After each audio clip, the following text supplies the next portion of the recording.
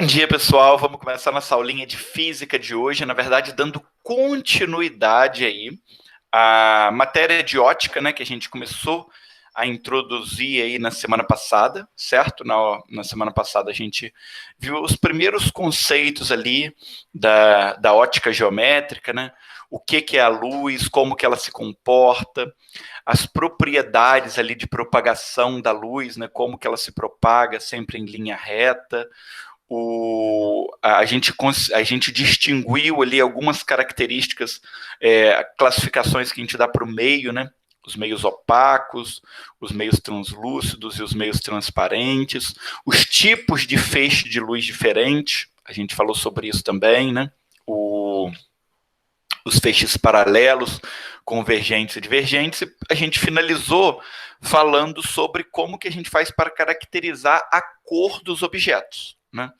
Então, encerramos ali, e eu comentei com vocês que essa parte introdutória ainda ia faltar um pedacinho que a gente veria na nossa próxima aula, antes de eu começar com os exercícios aí para vocês. Então, a gente hoje finaliza essa introdução falando um pouquinho sobre sombra, formação de sombra e formação de penumbra nos objetos.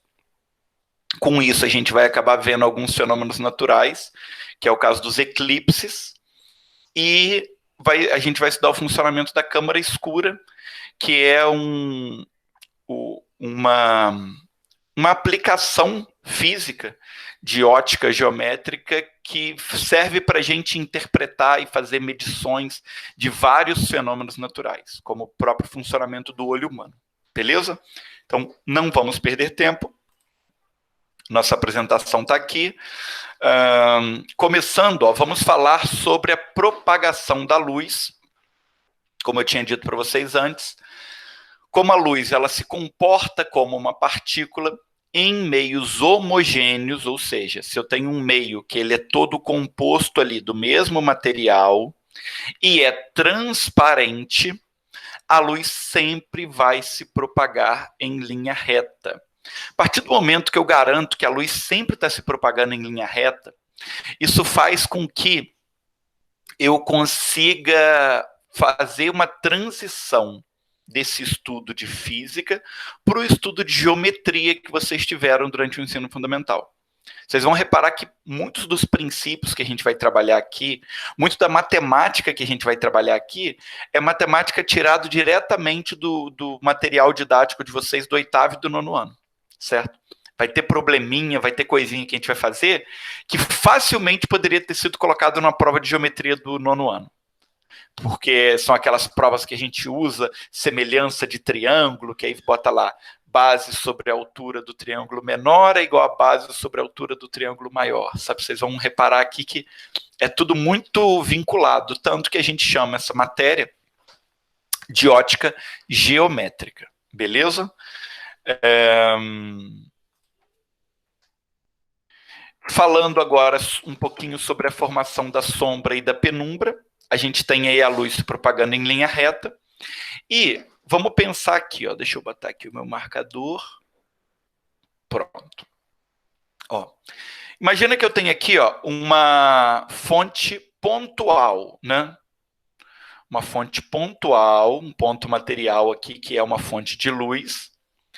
E aí todos os raios de luz se propagam de maneira divergente a partir dele. E aí eu tenho um determinado objeto aqui. Todos os raios de luz que vão na direção do objeto e batem no objeto, eles são impedidos de seguir em frente, porque esse objeto aqui ele é um objeto opaco, ok?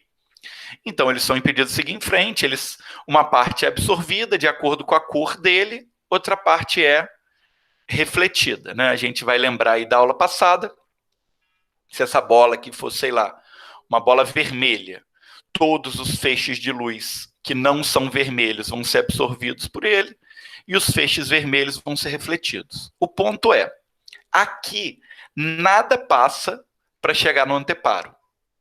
A ausência desses raios de luz aqui é que formam a sombra do objeto no anteparo. A partir do objeto, os raios que estão um pouco mais para cima do objeto, um pouco mais para baixo. todos eles, ó, vão chegar no anteparo. Então, eu consigo ver a luz sendo projetada no anteparo, e nos lugares onde a luz está ausente, eu vejo a sombra sendo projetada, ok? Isso aí é o normal, é o que a gente vê no nosso dia a dia e tal. Ah, minha sombra na rua, papapá.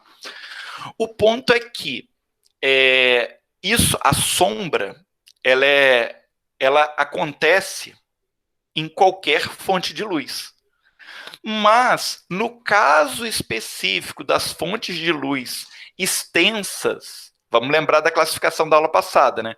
Eu tenho a fonte pontual, que eu ignoro as dimensões dela, e eu tenho as fontes extensas, que eu considero a dimensão da fonte de luz. Então, eu ainda citei no exemplo da aula passada lá aquelas luminares, aquelas lâmpadas que parecem um sabre de luz, assim, que são cilindros grandões, ficam no alto. Costuma ter... No CIEP mesmo era assim, tem algumas salas que ainda são assim. Essas fontes mais extensas, elas emitem vários feixes de cada ponto dela. Ao contrário do que acontece aqui, ó, que desse único ponto aqui vão divergir todos os feixes, nessa fonte aqui, ó, do ponto mais baixo, eu consigo fazer divergir vários feixes e do ponto de cima também. Então, o que vai acontecer aqui? Vai acontecer que eu vou ter alguns pontos aqui na minha imagem que o objeto vai conseguir barrar todos os feixes de luz, certo? E aí, onde ele consegue barrar todos os feixes de luz que vêm de diferentes lugares da minha fonte, eu vou fazer a sombra do mesmo jeito. Só que nesse caso específico, eu tenho algumas áreas aqui, ó, que um pouquinho da luz passa, mas não a luz toda. Certo? Ela barra uma parte da luz, mas não consegue barrar a luz toda. E aí a gente chama essa área de penumbra. O que é a penumbra? A penumbra é justamente essa região que o objeto conseguiu impedir um pouco da passagem da luz, mas não toda. A penumbra só acontece quando eu tenho uma fonte de luz extensa, certo? Se eu tenho uma fonte pontual, o único fenômeno que vai acontecer é a umbra, certo? É a sombra. A sombra e umbra são a mesma coisa, tá, gente? A umbra, a sombra, só acontecem nos dois casos. A umbra e a sombra acontecem tanto na fonte pontual quanto na fonte extensa. A penumbra, ela só acontece na fonte extensa, ok?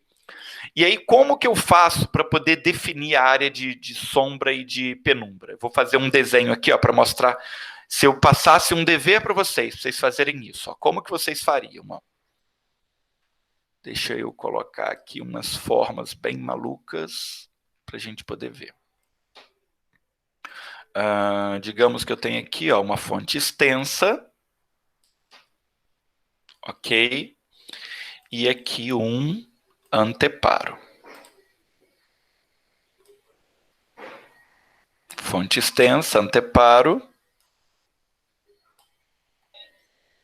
E objeto. Ok? Fonte extensa, anteparo e objeto. Aí, ó, vou desenhar os meus raios de luz aqui. Tudo bem? Ó, vou desenhar um raio de luz que sai do ponto mais alto e vai para cima. Deixa eu botar aqui ele de outra cor, né?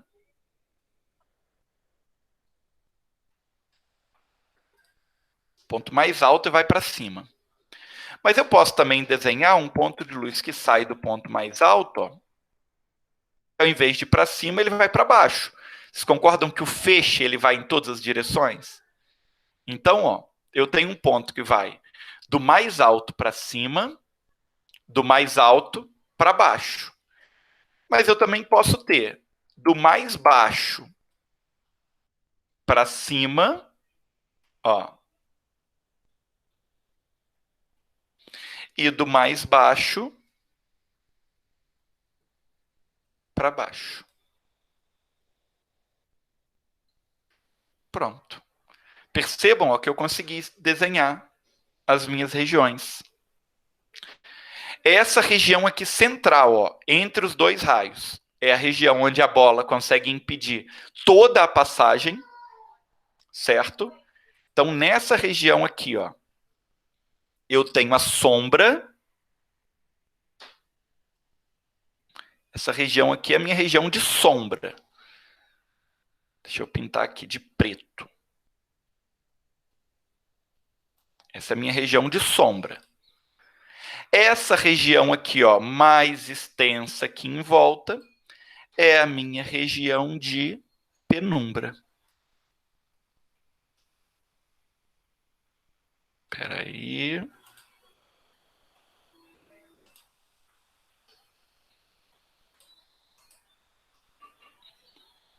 Prontinho.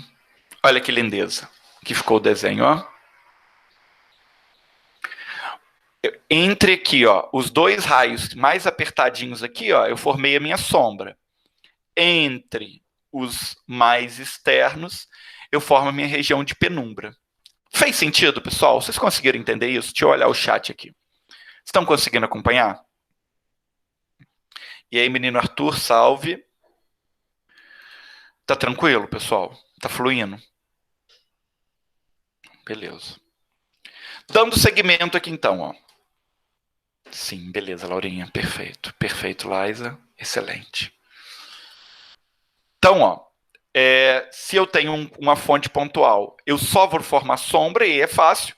É uma única fonte, então eu só vejo onde está em cima, onde está embaixo, desenho os raios, o que está no meio é a sombra. Se o meu corpo for extenso, eu faço essa jogada, ó. De cima para cima, de cima para baixo, de baixo para cima, de baixo para baixo, e eu consigo formar minha área de sombra e de penumbra. Entender a sombra faz a gente conseguir entender os fenômenos de eclipse, pessoal. O eclipse ele pode acontecer de duas formas diferentes. A gente tem os eclipses solares e os eclipses lunares, ok?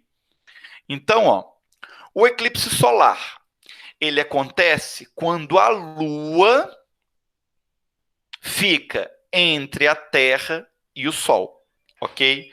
Por que é um eclipse solar? Porque a Lua eclipsa o Sol. A Lua, ela funciona como... o Sol é sempre a nossa fonte de luz, né? Vamos pensar aqui, ó, no desenho aqui da minha formação de sombra. Eu tenho uma fonte, eu tenho um objeto e eu tenho um anteparo, certo? O Sol é sempre a nossa fonte. O que vai mudar é o que é o objeto, o que é o anteparo. No caso do eclipse solar, a Lua é o objeto e a Terra é o anteparo onde essa luz vai chegar. Então, ó, no momento que a Lua passa em frente ao Sol, ela forma uma região de sombra e uma região de penumbra. Essa área de sombra e penumbra é a área onde a gente consegue enxergar o eclipse. A área de sombra, que se vocês repararem aqui, ó, e essa figura está bem fora de escala, a diferença ainda é menor. Mas a área de sombra é a área onde acontece o que o pessoal chama de eclipse total. Não tem aquela definição? Tem alguns lugares que você vai conseguir enxergar um eclipse parcial. E tem algumas outras regiões que você vai conseguir enxergar o eclipse total. O eclipse total é justamente o quê? Nas regiões de sombra. E o eclipse parcial nas regiões de penumbra, ok? Já o eclipse lunar. O eclipse lunar, ele acontece, ó, na posição oposta. Ó. O solar é quando a Lua é o objeto e a Terra é o anteparo. O lunar acontece o quê? Quando a Terra é o objeto e a Lua é o anteparo. O que acontece, ó, no eclipse lunar é que a Terra fica na frente da Lua. E aí a gente vai se lembrar o quê? A Lua ela não tem luz própria.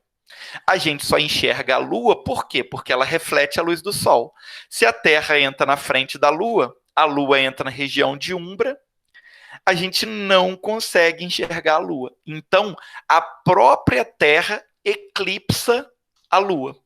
O que a gente vê no eclipse lunar, que começa a Lua ficar toda escura, é a sombra da Terra sendo projetada na Lua. Olha que legal.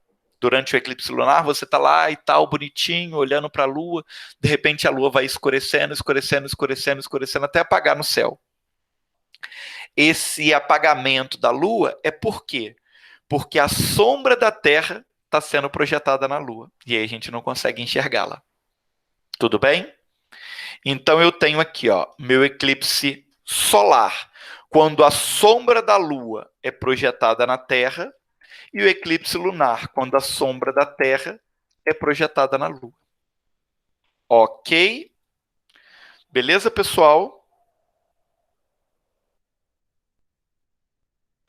Entendendo esse funcionamento, né, de sombra, de formação e do comportamento da luz, a gente vai para a câmara escura. A câmara escura, gente, ela é um engenho, uma criação que faz com que a gente consiga entender o funcionamento de vários instrumentos ópticos, ok? Inclusive o nosso olho. O nosso olho ele se comporta como uma câmara escura. Vamos entender o que é isso aqui, ó. Imagina aqui, ó, o princípio básico de uma câmara escura. Eu pego aqui uma caixa, pinto as paredes internas dela todas de preto, ok? E aí o fundo aqui da caixa, ó, essa base da caixa, eu troco o papelão dela por uma folhazinha de papel de seda, aquele papel vegetal, né? Aquele papel bem fininho, meio translúcido, meio transparente. Se eu estou em um local bem iluminado e eu aponto esse meu buraquinho, essa minha câmera, para um objeto, eu consigo ver esse objeto projetado no fundo da minha câmera. Eu vou ver esse objeto reduzido, ok? Ó, objeto, O de objeto, I de imagem. Eu vou ver esse objeto reduzido e invertido. Ó. Por quê? Porque pensa bem, ó, esse raio aqui de cima, o A, que é a ponta da minha setinha, quando eu projeto na câmera escura, ó, ela veio para baixo. E o B, que é o da base, que estava embaixo, quando eu projeto na câmera escura, ele vai para cima. A câmera escura ela sempre capta a imagem que está do lado de fora, reduzida e invertida dentro dela. Ok? É assim, por exemplo, que funciona o nosso olho. Se vocês pararem para analisar, o que o nosso olho faz é isso. Ó. A gente tem aqui ó, a nossa pupila, ok? E a gente tem a nossa lente aqui, né, o nosso cristalino, que quando a luz atravessa os nossos olhos, essa luz entra como se fosse uma câmara escura e é projetada, o objeto que a gente está vendo ó, é projetado invertido no finalzinho do nosso olho, onde fica a nossa retina. E é justamente a retina que pega aquele impulso luminoso e traduz aquilo como uma informação para o nosso cérebro interpretar o que a gente está vendo.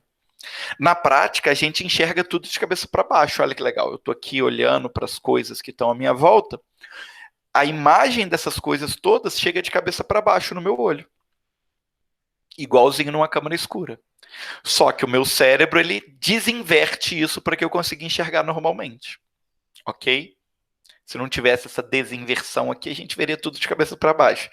Porque fisicamente falando, é isso que acontece no olho. A imagem que está para cima, ela é projetada para baixo. Ok? E aí eu falei com vocês que essa parte da matéria, ela fica muito igual ali à geometria que vocês estudaram no 8º e no 9º ano. Por quê? Porque se vocês repararem, ó, olha isso daqui. Essa imagem aqui que a gente forma, essa imagem aqui que a gente forma. Isso aqui, ó, são triângulos semelhantes. Esses dois ângulos aqui, ó, são opostos pelo vértice. Ó, vamos lembrar lá da geometria do 8º ano. Ângulos opostos pelo vértice, tem a mesma medida. Essas duas retas aqui, ó, são paralelas. Esses ângulos aqui, então, ó, esse A aqui e esse A' aqui são alternos internos. O B e o B' são alternos internos.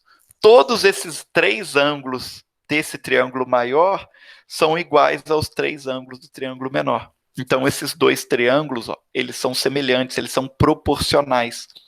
Isso significa que eu posso fazer razões de proporcionalidade entre eles.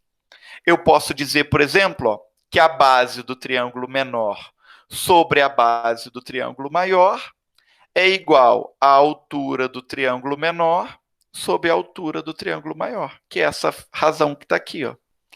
Mas eu poderia fazer outras também, se eu quisesse, ó. Eu poderia dizer, por exemplo, ó, que no triângulo maior, base sobre altura é igual a no triângulo menor, base sobre altura.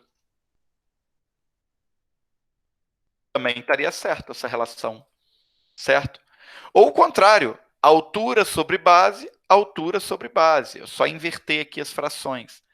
Na prática, como são triângulos semelhantes, gente, a gente pode brincar à vontade aqui, ó, com essas proporcionalidades entre eles. Ok? Eu vou fazer um exemplo aqui com vocês para a gente poder ver isso melhor. Só finalizar aqui essa parte para a gente poder fazer um exemplo. Princípio da reversibilidade dos raios luminosos, galera. O que isso significa? Significa que o comportamento dos raios de luz independe de qual a direção que ele está seguindo. Então, ó, se eu tenho aqui dois espelhos, eu tenho uma fonte de luz aqui, e o meu raio de luz, ele bate no espelho, quica no outro e vem para cá, tanto o movimento dessa luz vai ser o mesmo, tanto se a minha fonte estiver em cima quanto se ela estiver embaixo. Se ela estivesse embaixo, a reflexão iria acontecer da mesma maneira, ok? É por isso, por exemplo, gente, que eu só consigo olhar nos olhos de alguém no espelho se essa pessoa também conseguir olhar nos meus. Se eu estou olhando aqui, ó, tem um espelho aqui no escritório. Se eu olho pelo espelho ali, uma porta, ó, tem uma porta e tem um corredor. Se eu conseguir olhar no espelho e ver o meu filho no corredor, é porque ele consegue também, do corredor, olhar no espelho e me ver aqui. Porque o movimento que o raio de luz faz para bater dele e vir nos meus olhos tem que ser exatamente o mesmo que ele vai fazer para bater em mim e ir nos olhos dele. Fez sentido, gente? Quer dizer que esse movimento do espelho, ele sempre vai ser o mesmo. Então, o comportamento da luz ele vai depender de qual é a orientação dela. Se é indo de lá para cá ou de cá para lá. O movimento da luz vai ser sempre o mesmo. E o último princípio que a gente vai ver na aula de hoje é o princípio da independência dos raios luminosos. O que ele diz, gente? Ele diz que os raios eles se comportam independente de vários outros. Um raio não interfere no outro para mudar a direção dele, entendeu? Ele até causa uma interferência, tá? Existe um fenômeno ondulatório que é chamado de interferência. Então, por exemplo, aqui, ó, eu tenho um palco, um local onde eu tenho dois holofotes apontando para duas pessoas diferentes. No local onde esses raios se encontram, existe uma interferência construtiva aqui. Vocês vão reparar que exatamente nesse meio, a luz ela fica mais clara que nos outros lugares, mas essa interferência que um causa no outro é só no instante onde eles estão se tocando. Depois, ó, a luz da esquerda continua seguindo para a direita, a luz da direita continua seguindo para a esquerda, como se nada tivesse acontecido. Ó. Eles continuam conseguindo se comportar em linha reta. Isso serve para quê, gente? Esse fenômeno serve só para a gente poder operar a nossa ótica geométrica. É importante a gente entender isso para a gente poder operar a nossa ótica geométrica. Por quê? Porque senão eu não ia poder fazer isso daqui, ó. Se não fosse a independência dos raios luminosos, eu não ia poder fazer isso aqui. Porque vocês concordam que, beleza, ó, o raio saiu daqui e veio para cá. Mas, poxa, se eu tenho uma fonte de luz aqui em cima, ao mesmo tempo vai vir um que vai atravessar para cá, outro que vai atravessar para cá, outro que vai atravessar para cá. Eu tenho raios de luz batendo, quicando e refletindo nos lugares em todas as direções o tempo todo. Se um alterasse o deslocamento do outro, nada estaria em linha reta. E aí a gente não conseguiria fazer as previsões, certo? O ponto é que todos estão em linha reta e pode até um cruzar com o outro, mas um não atrapalha o movimento do outro. Beleza? Fechamos aqui. Como eu disse, essa parte que faltava era bem pequenininha. Para a gente finalizar aqui, vamos só fazer um último exemplo aqui, ó, de câmara escura para mostrar para vocês como que funciona esse cálculo de câmara escura e vocês entenderem como que é bem fácil mesmo, pessoal.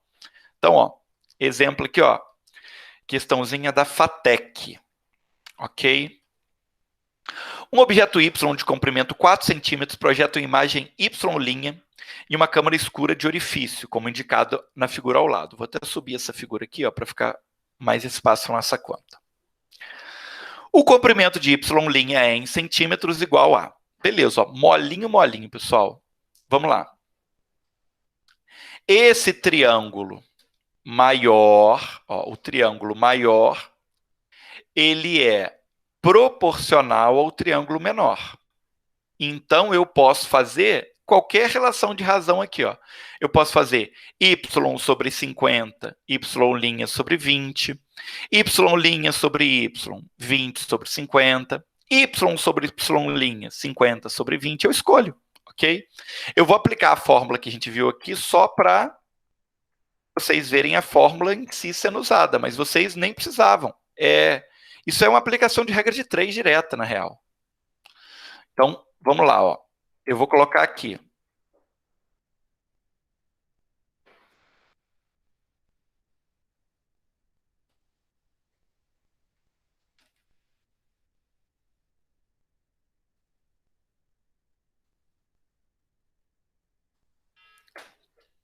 I sobre O é igual a P' sobre E. Ok? Igualzinho tá ali no slide de vocês. O I é o tamanho da minha imagem. O O é o tamanho do meu objeto. O problema me diz que o tamanho do objeto, ó, um objeto Y de comprimento 4. Então, ó, o tamanho do meu objeto, eu posso colocar 4 centímetros. E as distâncias, ó, o problema me deu também, ó. Ele me diz, ó, a minha distância do objeto até a câmera, que é o P, vale 50, e da câmera até a imagem, que é o P', vale 20. Então, ó, no lugar do meu P', eu vou colocar 20, no lugar do meu P, eu vou colocar 50. Tá feito, gente. Agora, ó, é só resolver. Faço lá a letra para um lado, número para o outro, mudando o sinal da operação, aquela coisa toda. Esse 20, esse 50 aqui, ó, a gente pode...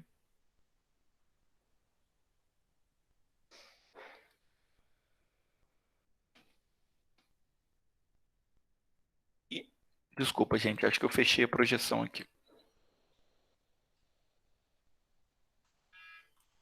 Pronto.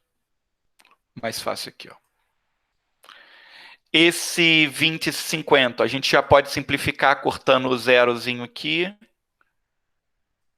Corto, ó, o 0 no 20 com o 0 no 50.